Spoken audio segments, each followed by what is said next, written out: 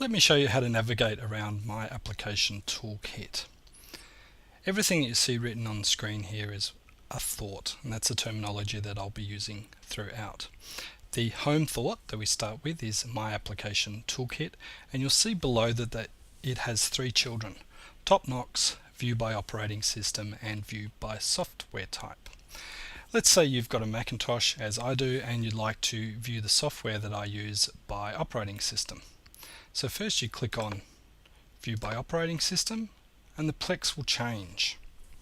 What you now see is the thought that was originally there is now a parent thought of View by Operating System, and four children thoughts are shown: iOS, Linux, macOS and Windows. The other children of My Application Toolkit are now shown off to the right. These are what we call sibling thoughts. Everything is discussed in relationship to the main one. So View by Operating System, its children below, parent at the top, and siblings over to the right. So we're traveling down the Mac OS route and we click on Mac OS again. Now the Plex moves again, child becomes parent, and so on. And you see a list of the software that I use, starting with 1Password and going right through to Time Machine. You may have also noticed that as you click to highlight a thought, the description down the bottom highlights as well. In which case here we actually don't have a description, but we do have a link to the OS X Lion operating system.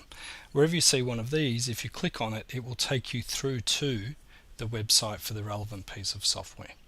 So let's have a look at 1Password, something that I highly recommend as a password manager.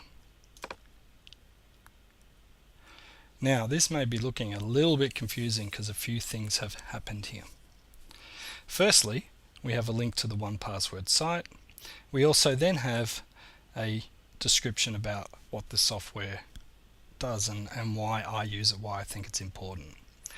And although we came down the Mac OS to 1Password route, you'll also see here we can now see Windows and iOS as well, because 1Password runs on all of these systems.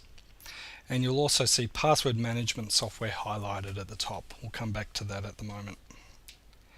All the other pieces of software that belong to iOS, Windows or Mac OS are now highlighted down the right because they are the siblings related to 1Password. So let's come to 1Password via another view. We'll go to My Application Toolkit again, just to reset the system.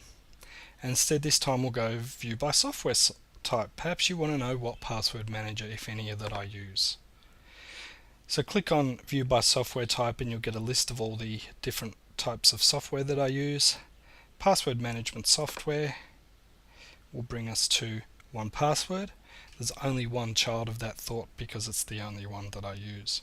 Now, is this the same 1Password as you saw a minute or so ago? Yes, it is. And if you click on that, you'll see it's back in the same spot. Let's say you're curious though, you want to see what other software I use on iOS because you have an iPhone 3 or 4 as well, or even an iPad. If you click on the parent, you'll see all the software that runs on that, which includes 1Password, Bento and OmniFocus. A web brain is a different way of navigating information. It's not as hierarchical as you may be used to, where everything is broken down into smaller and smaller pieces. This relates things multi-dimensionally because some things belong in multiple places.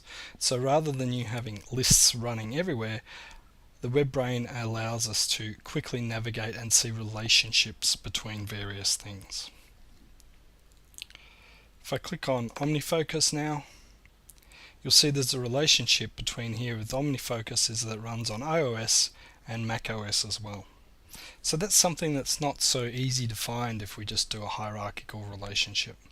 You'll also see by what's called a jump thought here out to the left that is one of my top knocks, or one of the top pieces of software that I recommend. And these are usually the pieces of software that are first loaded on a computer.